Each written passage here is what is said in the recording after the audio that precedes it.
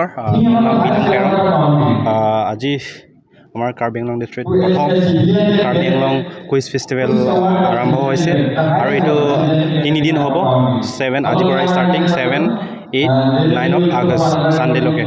তো আজি ইয়াত আমাৰ কাৰ্বি আংলং ডিষ্ট্ৰিক্ট পৰা 50 স্কুল পাৰ্টিচিপেট কৰিছে। তাৰপাছত কাৰ্বি আংলং ডিষ্ট্ৰিক্ট বাহিৰত লাইক গুৱাহাটী, তেজপুৰ, ডিব্ৰুগড়, যোৰহাট পৰা বহুত স্কুল ষ্টুডেণ্টে পাৰ্টিচিপেট কৰিছে। চ' মই এইটো ক'ব বিচাৰিছোঁ যে কি আমাৰ সেইটো ইভেণ্ট এনেকুৱা কুইজ কম্পিটিশ্যন ইভেণ্ট ৰখাৰ পৰা আমাৰ য়ং মাইণ্ডবিলাক আমি তাহাঁতৰ নলেজবোৰ আমাৰ চেলিব্ৰেট কৰিব পাৰিম ন, সেইটো বিষয়ে আমি মানে সেইটো ইভেণ্টটো ৰাখিছোঁ। তাৰপাছত আজিকালি example like general knowledge is very important না, কাৰেণ্ট এফেয়াৰ আজি কি হৈ আছে আমাৰ ৱৰ্ল্ডত কি হৈছে এইবিলাক মানে ষ্টুডেণ্টহঁতৰ কাৰণে এটা এৱেৰনেছ বা আলাৰ্ট দিয়াৰ কাৰণে এইটো ইভেণ্টটো ৰখা হৈছে।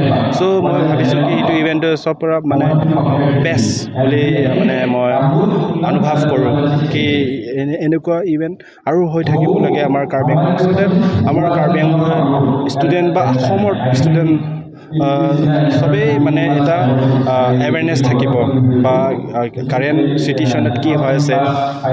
চ' সেইটো কাৰণে সেইটো ইভেণ্টটো মানে পতা হৈছে মেইন ইভেণ্ট। ইয়াত কাৰ্বি পিপুলছ হল চেৰটালিন অডিটৰিয়াম হলতে আমাৰ বিনং তেৰণ আছাম গৌৰৱাবাদী তাক ধন্যবাদ, থেংক ইউ। তাৰ আমাৰ এজ এ চিফ গেষ্ট মোক মাতিছে।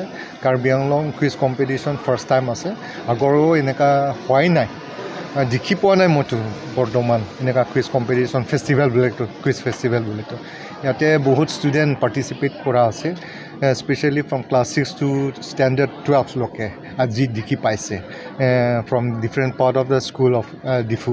আৰু মই জানামতে ইভেন ফ্ৰম গুৱাহাটী বাহিৰৰ পৰাও আহি আছে এইবিলাক পাৰ্টিচিপেট কৰিবৰ কাৰণে। সেইটো কাৰণে আমাৰ লগত আমাৰ ডিষ্টিংগুইছ গেছো আছে, আমাৰ KCSৰ প্ৰেচিডেণ্ট কুমচিংবেও আছে। এইটো বহুত ভালৰ কথা যে এনেকুৱা কুইজ কম্পিটিশ্যন দিয়া যায়। আমাৰ আছাম গৌৰৱাবাদী বিনং তেৰণ বহুত ইনিচিয়েটিভ লৈছে।